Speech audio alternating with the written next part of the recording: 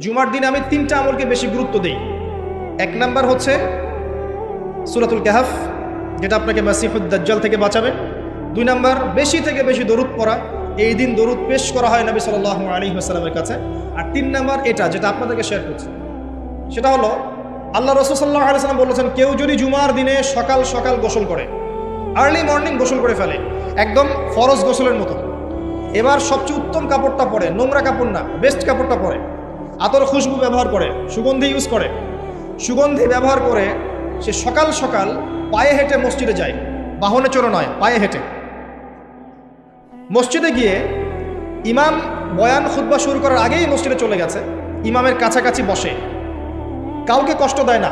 ইমাম খুতবা দিচ্ছে, সে চুপচাপ শুনছে, কাউকে কষ্ট দেয় না। এমনকি পাশে কেউ কথা বলে তাকে এতটুকু বলে না চুপ করো, এতটুকু বলে না, চুপচাপ খুতবা শুনে নামাজ পড়ে ইমামের সাথে সালাম ফিরায়।